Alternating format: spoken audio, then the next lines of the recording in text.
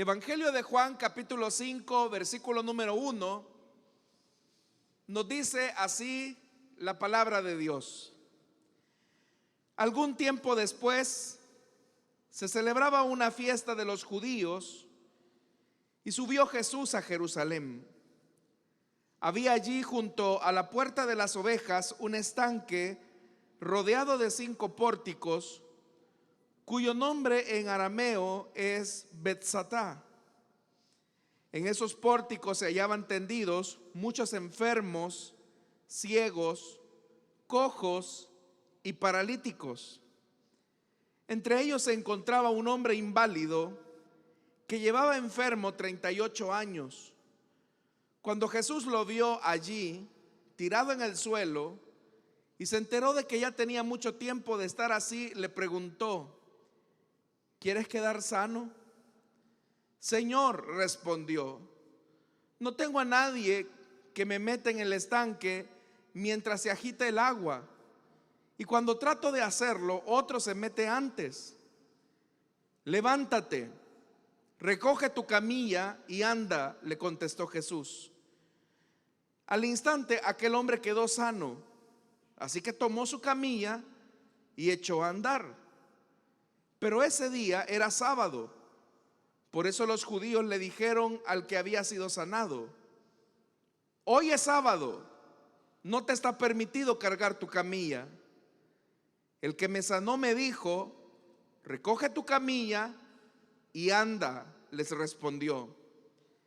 ¿Quién es ese hombre que te dijo recógela y anda?, le interpelaron. El que había sido sanado no tenía ni idea de quién era, porque Jesús se había escabullido entre la mucha gente que había en el lugar. Después de esto, Jesús lo encontró en el templo y le dijo: mira, ya has quedado sano, no vuelvas a pecar, no sea que te ocurra algo peor. El hombre se fue e informó a los judíos que Jesús era quien lo había sanado. Amén.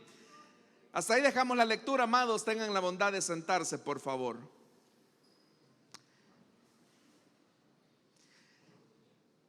Hermanos, es importante que nosotros recordemos lo que dijimos al inicio de este estudio bíblico, y es que el Evangelio de Juan resalta teológicamente 7 señales a los que nosotros popularmente conocemos con el nombre de milagros. Pero a partir de este tercer milagro o tercera señal que encontramos en este capítulo 5, vamos a notar una diferencia bastante interesante en relación a los 2 primeros que ya vimos, que fue el milagro o la señal de la transformación del agua en vino en las bodas de Caná, y la sanidad del hijo del funcionario, que fue lo último que vimos en las últimas semanas. Una diferencia notable es que, por ejemplo, en las 2 primeras señales o en los 2 primeros milagros que se registran en este Evangelio de Juan, el milagro sucede o la señal ocurre, pero Jesús no profundiza más allá de esa señal. Pero a partir de este capítulo número 5 o de esta tercera señal, vamos a ver que las cosas se van a ir entretejiendo, diría yo, en 2 elementos. El primero de ellos es que cuando Jesús hace un milagro o hace una señal, inmediatamente reacciona los judíos, a quienes se conocen así en el Evangelio de Juan como los dirigentes dentro del judaísmo. Es decir, Jesús actúa, hace un milagro, hace una señal, y los judíos reaccionan de manera hostil hacia Jesús. Y eso, hermanos, va a ir en aumento, va a ir subiendo. Es decir, acá vamos a ver, hermanos, un disgusto, pero después ese disgusto va a ser un odio encarnizado hacia Jesús, que va a terminar con el hecho de que ellos están planificando la muerte de Jesús. Eso por un lado.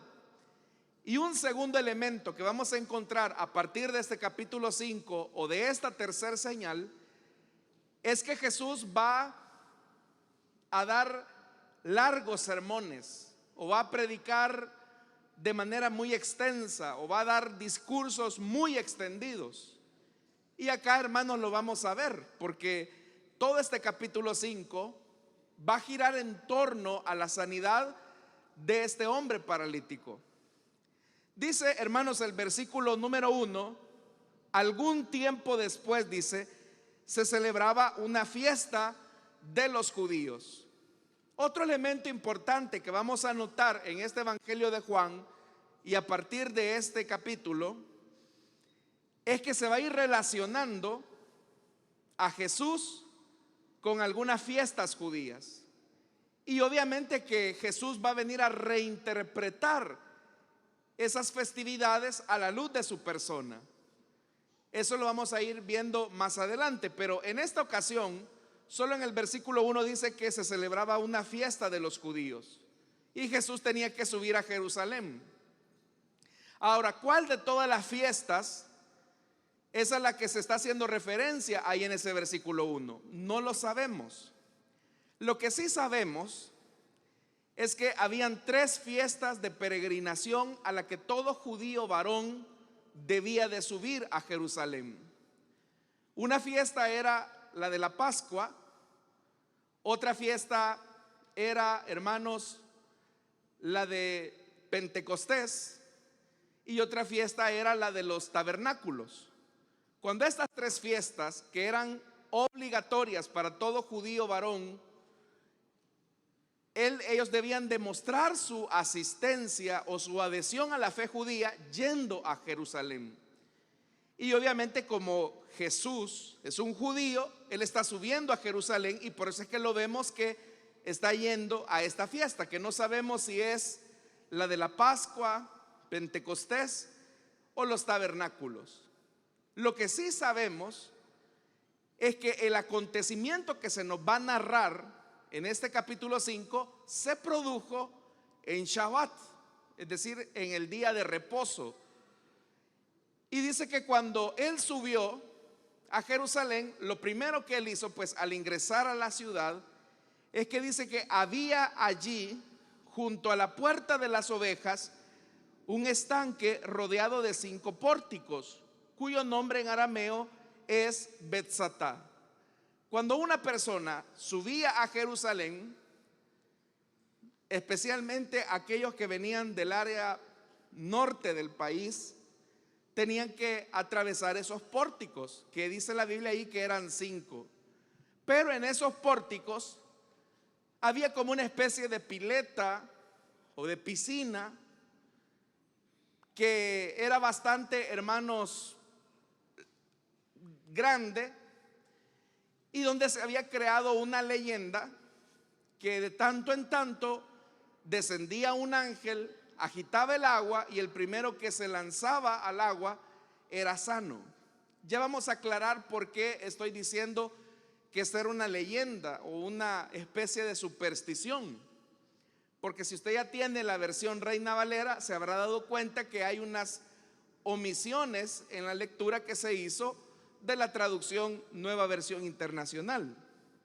El hecho es que dice que en una de esas 5 puertas, específicamente en la puerta de las ovejas, que fue la que construyó Nehemías, hermanos, cuando él estaba en ese proceso de reconstrucción de la ciudad, cada vez que un judío llevaba una oveja o un animal para ser ofrecida en el templo de Jerusalén, como un holocausto, como una ofrenda, tenía que pasar por una supervisión rigurosa.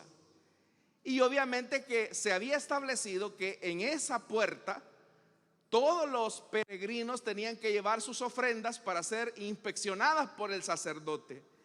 De ahí que se nombró a esa puerta como la puerta de las ovejas, porque era el sitio donde se encontraban los líderes, algunos líderes religiosos, sacerdotes, revisando las ofrendas animales que llevaban los peregrinos.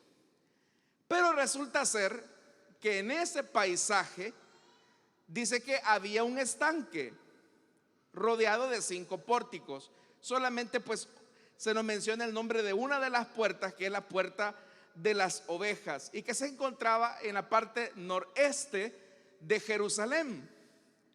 Pero acá, hermanos, dice que ese estanque se llamaba, cuyo nombre en arameo es Betzatá. Si usted tiene la versión Reina Valera, ya habrá notado que en el versículo 12 dice que esa puerta se conocía en hebreo, perdón, el estanque se conocía en hebreo con el nombre de Betesda. Entonces, ¿cuál es la diferencia entre Betesda y Betzatá? Para no profundizar mucho en esto, hermanos, y mencionarle, quiero decirle que los manuscritos con los cuales se hacen las traducciones son clasificados en 4 categorías. Los de categoría A, que son los más confiables y los que se pudieran acercar más a lo que nosotros conocemos como los originales, porque recordemos que originales como tal no existen.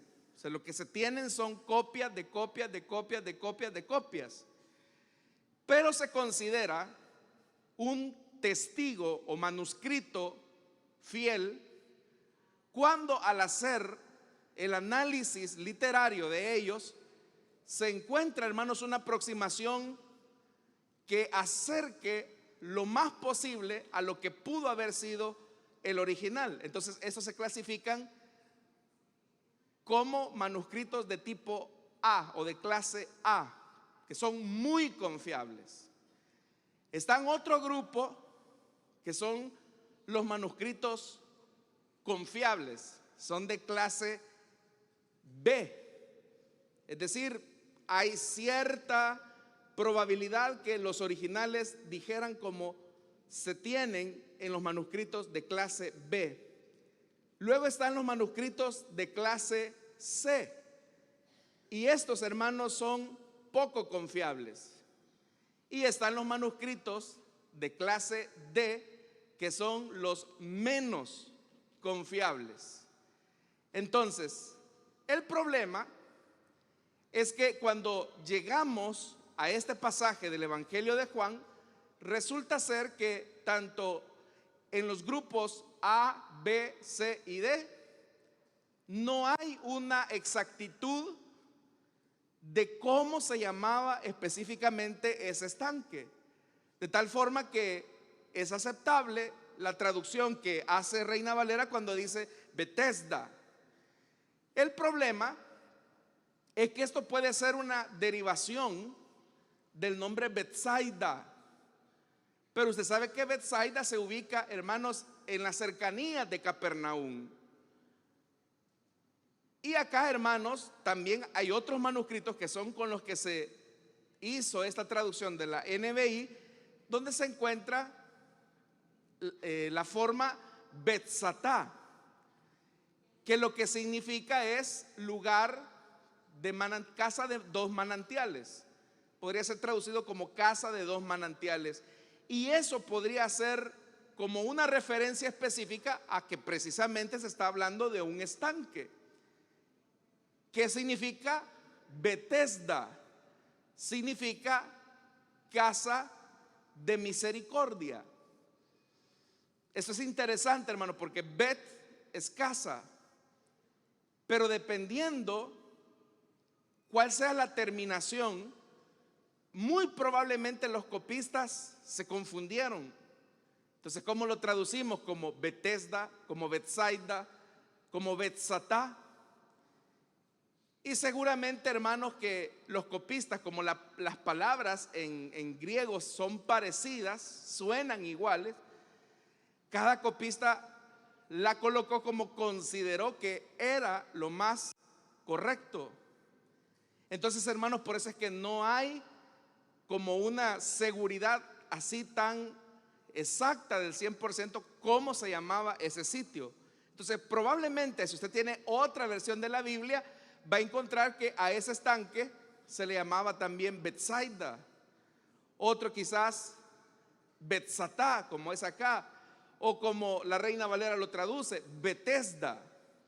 Pero es por eso, hermanos, porque no hay una exactitud específica, porque resulta ser que aún en los manuscritos clase A aparecen las 4 formas. Entonces no hay un criterio uniforme para definir cuál era el nombre exacto de ese estanque. Lo cierto, hermanos, es que hasta ahí, digamos, medianamente se comprende por qué es que existe esa diferencia. Pero dice el versículo 3, ¿cuál era el paisaje que un peregrino se encontraba cuando se iba acercando al templo en Jerusalén y llevaba su ofrenda para una de estas fiestas, suponiendo que fuera la fiesta de la Pascua? Bueno, resulta ser que esos 5 pórticos estaban llenos de muchas personas enfermas, porque dice el verso 3, en esos pórticos se hallaban tendidos o tirados o recostados muchos enfermos, ciegos, cojos y paralíticos. En los manuscritos más confiables solamente llega hasta ahí donde dice la NBI. La segunda parte del versículo 3 no aparece en los manuscritos más antiguos. Es más, lo que parece ser es que la segunda parte del versículo 3 fue una nota marginal de los copistas. Por eso es que, si usted tiene la versión Reina Valera, aquí yo tengo la versión Reina Valera, dice: en esto yacía una multitud de enfermos, ciegos, cojos y paralíticos. Hasta ahí llega el original. Pero en manuscritos que no son tan confiables aparece una nota marginal que fue la que se tradujo en Reina Valera, y dice que esperaban el movimiento del agua. Y el versículo 4 dice: porque un ángel descendía de tiempo en tiempo al estanque y agitaba el agua, y el que primero descendía al estanque después del movimiento del agua quedaba sano de cualquier enfermedad que tuviese. Si usted se fija, ese versículo se omite en la Nueva Versión Internacional. Y ya no faltará más de alguien que esté diciendo: ya ve, en esa traducción quitan versículos de la Biblia. Pero en realidad, hermanos, si uno tiene un poquito de conocimiento del idioma griego y uno ve algunos de estos testigos o manuscritos, se da cuenta que ese versículo aparece como una nota marginal, es decir, como un pie de página, que no estaba en los textos originales. Y en los textos más antiguos, es decir, aquellos que son de categoría A, esos versículos, la parte final del verso 3 y el versículo 4 no aparece. Por esa razón es que en esta versión que estamos utilizando se omite eso, y eso tiene mucho sentido, hermanos. ¿Por qué razón? Porque usted sabe que el que sana a los enfermos no son los ángeles. ¿Cuántos sabemos eso? ¿Sabe eso usted o no sabe eso? El que sana a los enfermos es el Señor, no son los ángeles. Pero lo que sucede es que en esa época se había creado una leyenda, como una especie de mito, de superstición. Como era un estanque, lo que sucedía es que cuando había una pequeña agitación del agua, la gente suponía que era un ángel que estaba agitando el agua, y en la creencia de la gente, al agitarse el agua, el primero que entraba quedaba sano. Pero dice que solamente quedaba sano el primero que entraba. Entonces vea cómo esa idea se fue extendiendo en el tiempo. Pero el hecho es que, a pesar de que esa era una superstición, una idea que había en la época, muchas personas enfermas se agolpaban ahí para tratar la manera de ver si conseguían un milagro. Y dice que entre esas personas, dice el verso 5, entre ellos se encontraba un hombre inválido que llevaba enfermo 38 años. Ojo, La Biblia no dice que desde que nació estaba enfermo, sino que llevaba 38 años sufriendo esa enfermedad. Y para una persona inválida, lo único que le quedaba, hermanos, era vivir de la beneficencia o de la caridad de las personas. Y por eso es que él trataba la manera de ir ahí con la esperanza. No sabemos cuánto tiempo tenía él de esperar el movimiento del agua para ver si tal vez quedaba sano. Pero ese hombre, hermanos, sin recurso, seguramente quizás olvidado por la familia, tenía la esperanza, tenía el anhelo de ser sano. Y obviamente, hermanos, quiero que se imagine el cuadro, porque todos los peregrinos que iban subiendo a Jerusalén veían ese montón de enfermos. Entonces, mientras ellos se disponían a participar de una de las festividades judías, ellos, hermanos, seguramente algunos sentían lástima al ver un montón de personas lisiadas, ciegas, sordas, con diversas enfermedades. Pero ¿cuál es el resultado de la lástima, hermanos? Nada. Usted puede sentir lástima por una persona, pero su lástima no va a cambiar la realidad y el dolor o el sufrimiento de esa persona. Jesús, hermanos, al subir a Jerusalén, él no vio con lástima a este hombre. Él vio a este hombre con compasión. Por eso es que dice el versículo 6: cuando Jesús lo vio allí. ¿Y cómo lo vio Jesús? No lo vio con lástima, lo vio con compasión. Pero ¿cómo lo vio? Dice que lo vio tirado en el suelo. ¿Se puede imaginar usted ese cuadro? Y para nosotros no es difícil imaginarnos esa escena, porque a diario yo le aseguro que usted ve a muchas personas que están tiradas en el suelo. Entonces Jesús vio a ese hombre y lo vio tirado en el suelo. Y dice la segunda parte del verso 6: y se enteró de que ya tenía mucho tiempo de estar así. Cuando acá se dice en el versículo 6 que Jesús se enteró, no nos estamos refiriendo, hermanos, a que alguien le informó a Jesús y le dijo: oye, Jesús, ese hombre tiene 38 años de estar con esa enfermedad y todas las mañanas su familia lo viene a tirar acá para ver si puede procurar algunas monedas de los peregrinos que suben a Jerusalén, al templo. Pero siempre regresa con la lástima de la gente y con unas cuantas monedas. No se trata de que alguien le informara eso a Jesús, porque nadie se lo dijo a Jesús. Recuerde que el evangelio de Juan es un evangelio con contenido cristológico muy elevado, es de cristología alta, es decir, se presenta a Jesús con características divinas. Entonces, ¿cómo es que Jesús supo de la enfermedad de este hombre, del tiempo que tenía de estar padeciendo ese dolor? Sencillo, porque Él es Dios. La Biblia dice, incluso este evangelio de Juan dice que Él no tiene necesidad que nadie le dé testimonio acerca de otras personas.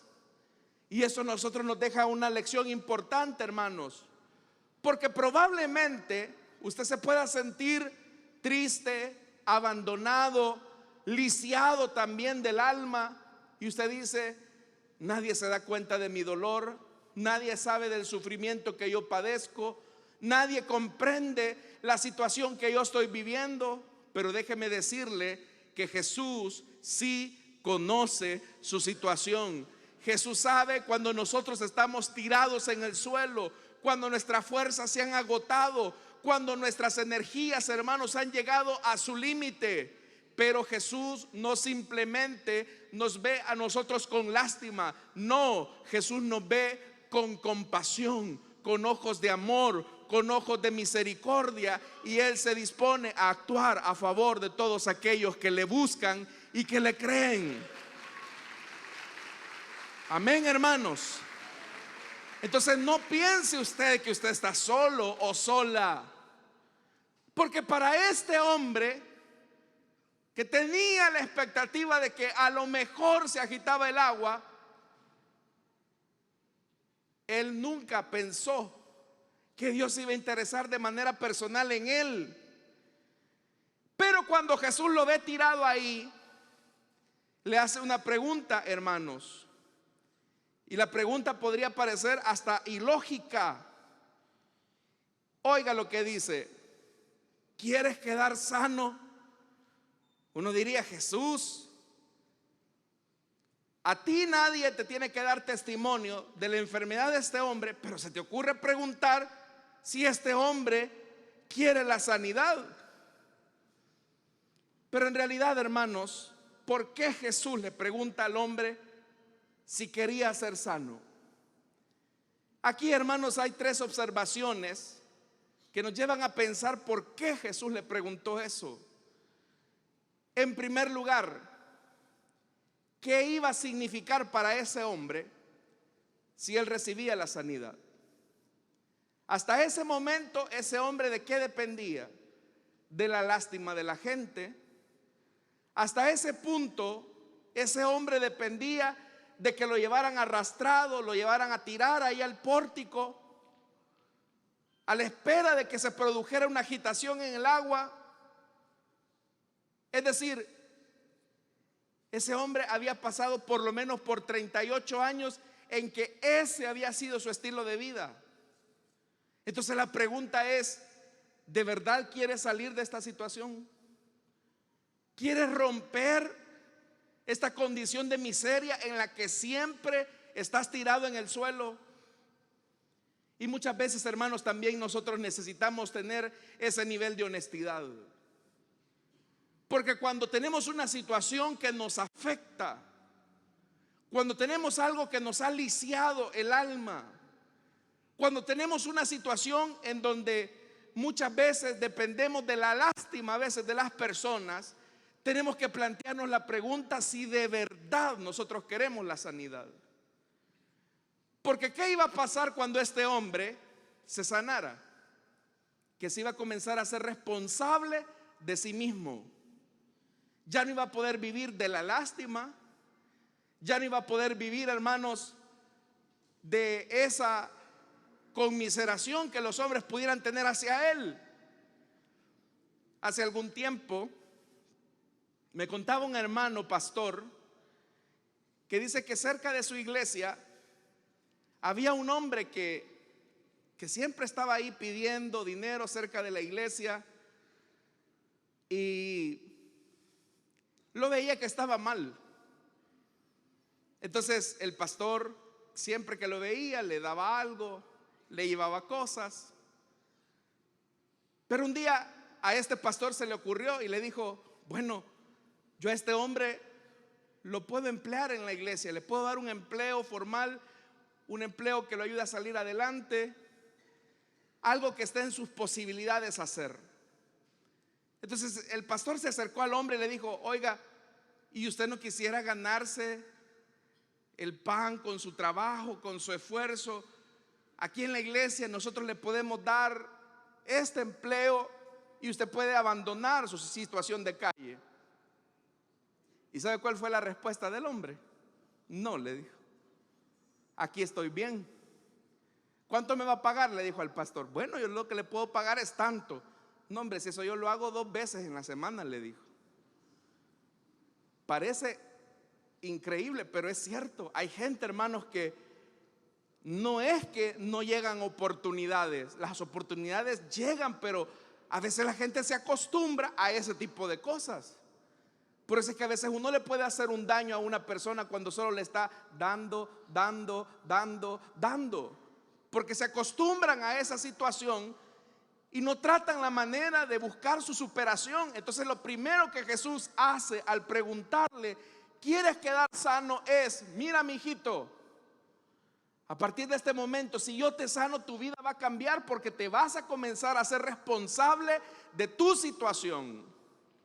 Vas a tener que ir a trabajar, Porque hasta este punto este hombre solamente ¿de qué vivía? De la limosna. Hoy al trabajar, al caminar, al valerse por sí mismo, ¿qué le quedaba? Le iba a tocar trabajar. Entonces por eso tiene sentido la pregunta. Jesús le está diciendo: ¿quieres ser sano? Yo te puedo sanar, pero eso sí, tu vida va a cambiar. Y muchas veces, hermanos, hay personas que, como ya le dije, están lisiadas del alma, están lisiados en la familia, tienen problemas serios, pero uno tiene que preguntarles a estas personas: oye, fulano, ¿de verdad quieres superar esta situación? ¿De verdad quieres salir adelante de este problema que no te deja caminar, que no te deja avanzar? Porque a veces, hermanos, pensamos que la lástima le va a cambiar la vida a una persona.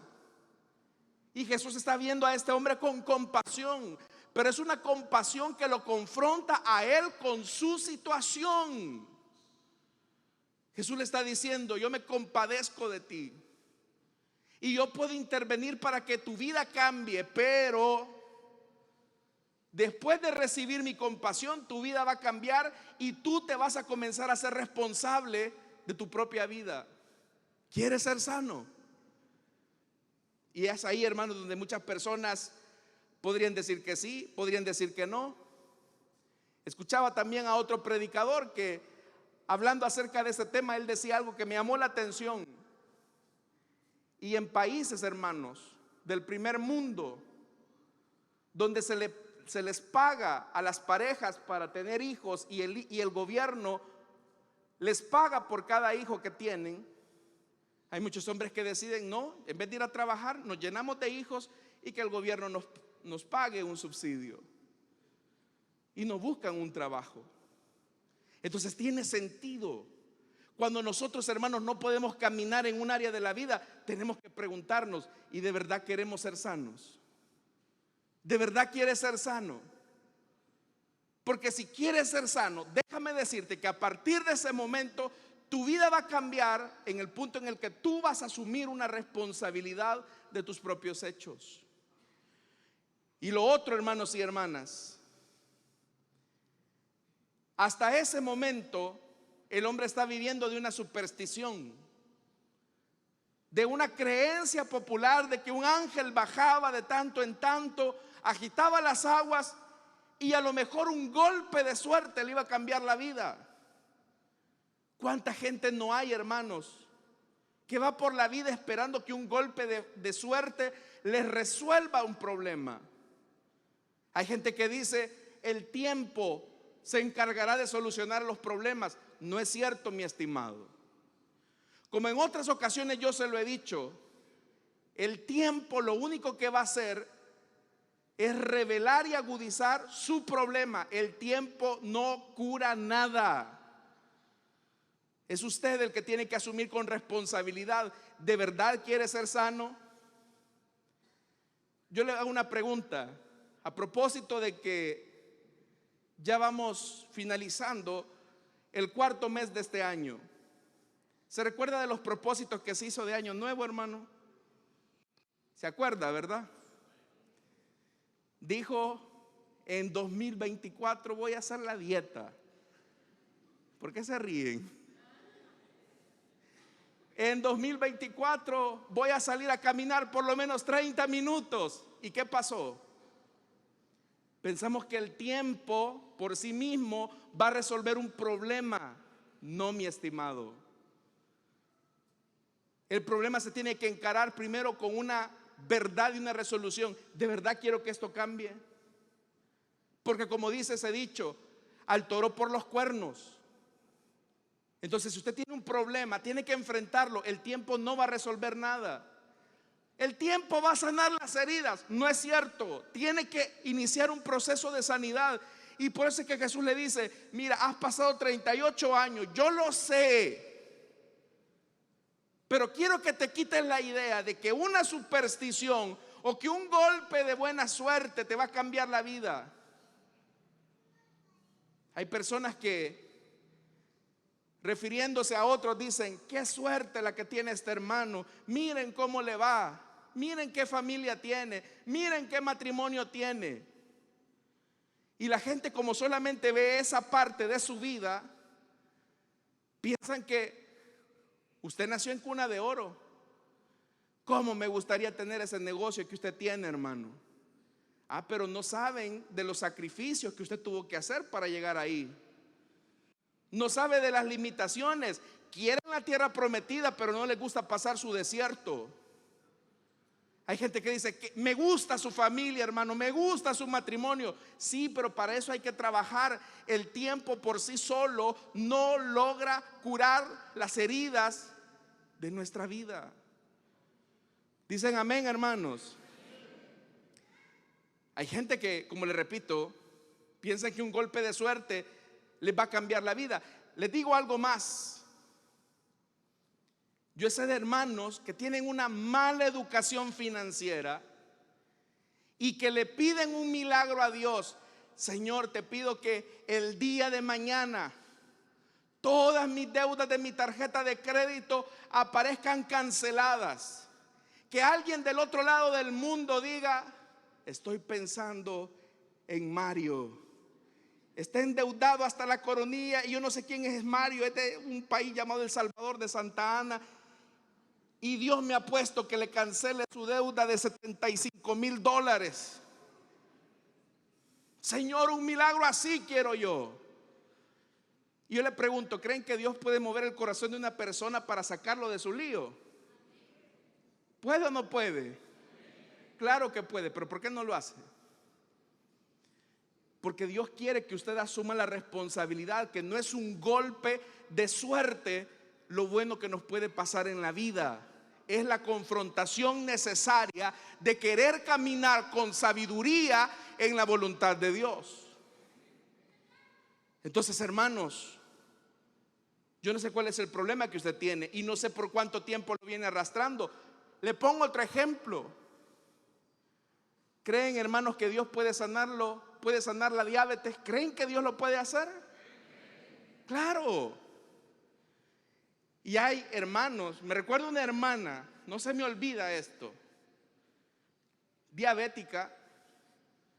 Y un día llego yo por la tarde y le digo: hermana, ¿qué tal? ¿Cómo está? Bien, hermano, me dijo. Comiéndose, hermano, una semita mieluda con soda. Hermana, le dije yo, ojalá no me esté viendo porque... Hermana, le dije yo, ¿qué está haciendo? ¿Por qué está comiendo eso? Eso le hace daño. No, si Cristo llevó todas mis enfermedades en la cruz del Calvario, me dijo. Él es mi sanador.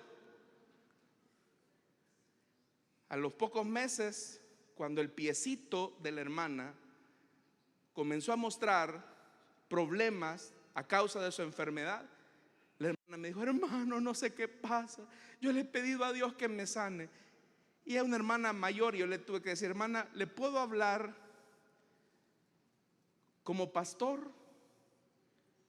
Porque yo soy menor que usted, le dije.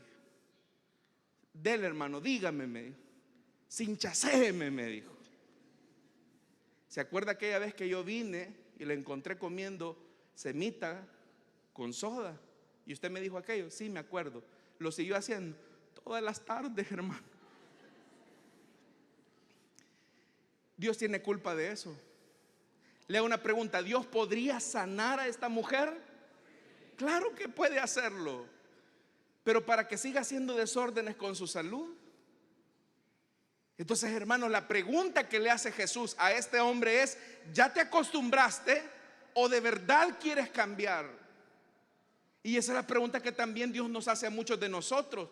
¿Ya te acostumbraste a tu situación o de verdad quieres cambiar?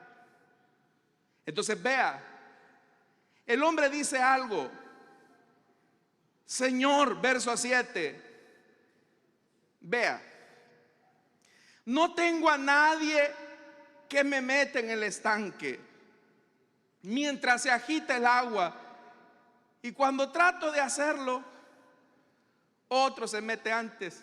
¿Y cómo no? Si era paralítico, ¿cómo que no le iba a ganar el ciego? Si el ciego por lo menos tenía las piernas buenas, se tiraba. Pero y al pobrecito este, ¿qué hacía? Entonces le está diciendo: Señor, no hay nadie que me meta. Pero esto es importante, hermanos, y este es un llamado para nosotros como iglesia. Suponiendo que el nombre de aquel estanque era Betesda. Betesda lo que significa es casa de misericordia. Pero en ese lugar que se llamaba casa de misericordia, era el lugar donde menos misericordia se tenía para esas personas. Y esa es una contradicción, porque ya le dije, todos los peregrinos que llevaban una ofrenda animal tenían que pasar por el pórtico de las ovejas. Y al ver a toda esa cantidad de enfermos, muchos de ellos no eran movidos a misericordia. Nosotros, hermanos, también podemos ver una realidad dura a nuestro alrededor y ser insensibles. Para mí la iglesia, hablo en términos generales, debe de ser el lugar donde más misericordia se dispense a las personas. Pero muchas veces, hermanos, lugares como estos es donde hay menos misericordia hacia otras personas. Entonces Jesús, hermanos, tiene que poner las cosas en su lugar. Y vea lo que dice. Vea, Jesús no trata la manera de negociar con él, de entenderlo, sino que Jesús va al problema. Ok, tú me estás diciendo que otros te ganan la oportunidad. Déjame decirte que conmigo vas a tener esta oportunidad. Pero ¿qué hace Jesús? Verso 8, le da 3 órdenes. La primera: levántate.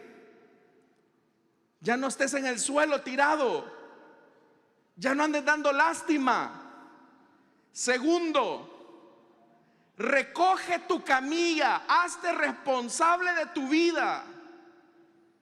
Y tercero, oiga, anda, da testimonio de la transformación que a partir de este momento va a tener tu vida.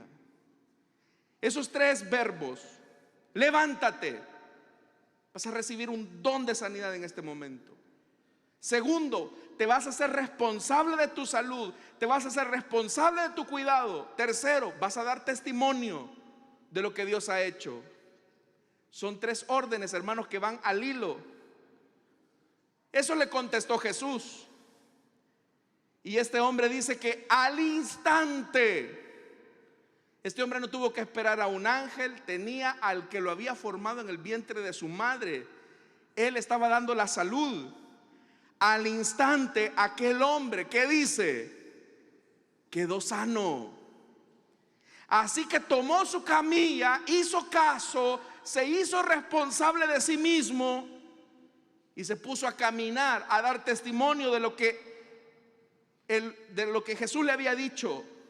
Pero vea lo que dice el verso 9. Pero ese día, ¿qué día era, hermanos?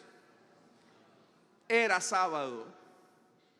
Y eso le va a generar problemas con los religiosos de la época. Ya no vamos a tener tiempo de abordar los otros versículos, hermanos, pero solo para dejarlo picado, como decimos. Vea lo que dice en el versículo 10. Por eso los judíos le dijeron al que había sido sanado: hoy es sábado, no te está permitido cargar tu camilla. ¿En qué se enfocó el religioso? ¿En la sanidad o en el legalismo de la norma judía? Miren, estaban viendo a ese hombre que había estado ahí, pero estos hombres que habían presenciado también de alguna manera el milagro de este hombre que andaba caminando, han sido tan insensibles que ya no logran ver la compasión de Jesús obrando en este hombre. Y Jesús, hermanos, en este capítulo 5 se va a plantar como el Señor del sábado. No es primera vez que Jesús hace esto. ¿Se recuerdan cuando Jesús sanó a aquel que tenía la mano recogida y lo hizo en día sábado? Y Jesús se plantó como el Señor del sábado. Amados hermanos, tenemos que hacernos una pregunta honesta. Si Dios te saca de tu lío financiero, ¿vas a tomar tu camilla y te vas a hacer responsable de vivir con sabiduría? ¿Vas a dar testimonio de que tu Dios te sacó de ese lío y vas a comenzar a vivir responsablemente? ¿Sabe cuál es el problema nuestro, mis amados? Es que muchas veces queremos que Dios haga la parte que a nosotros nos toca hacer. Jesús le podía haber ayudado a recoger su camilla. ¿Podía haberlo hecho, sí o no? Por supuesto. ¿Qué fue lo que ese hombre no podía hacer? Ese hombre no se podía levantar. Eso sí, Jesús lo podía hacer. Entonces le dice: levántate, yo te voy a levantar del suelo, pero tú te vas a hacer responsable de tu camilla. La vas a cargar, la vas a llevar.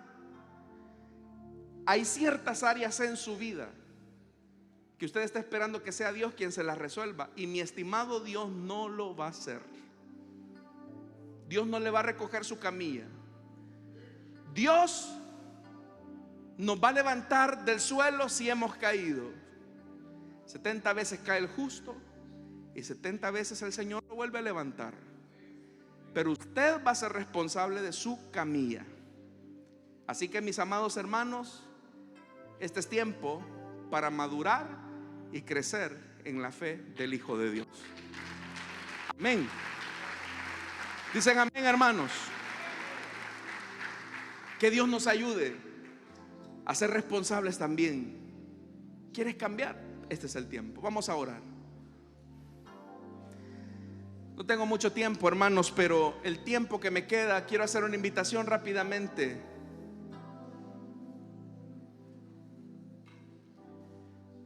Esta noche habrá alguien que quiere entregarle su vida a Jesús, o que desea reconciliarse. Póngase en pie o levante su mano y habrá un hermano, una hermana que gustosamente le va a ayudar.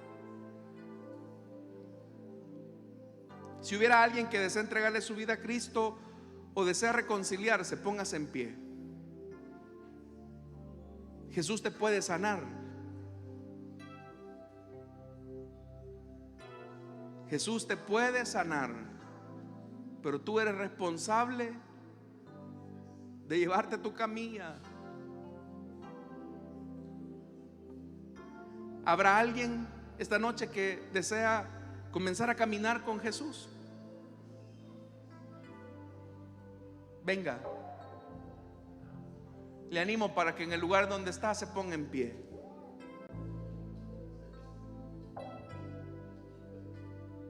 Si no lo hay, hermanos, entendamos una cosa. El Señor nos pregunta: ¿quieres ser sano? ¿De verdad? ¿De verdad quieres ser sano? Ya no vas a vivir de la lástima, no vas a culpar a otros. Es tiempo de que te hagas responsable a partir de este momento, porque la sanidad, si bien es cierto, es una bendición de Dios, pero también es una responsabilidad. Que Dios nos ayude, mis amados. Padre, gracias por tu palabra, porque en ella entendemos que tú eres un Dios bueno y misericordioso, que nos da, Señor, la bendición de salir adelante de nuestros conflictos personales, pero también nos enseñas a que vamos a ser responsables a partir de ese momento de la bendición que tú nos entregas. Ayúdanos, Señor. Ayúdanos a crecer. Ayúdanos a vivir conforme a tu voluntad. Te lo pedimos, Señor. Te lo suplicamos. Te pido en esta hora que por favor bendigas a tu pueblo y nos ayudes a ser responsables una vez hemos recibido de ti, Señor, la sanidad. Quiero pedirte también, Señor, que bendigas nuestras ofrendas y nuestros diezmos.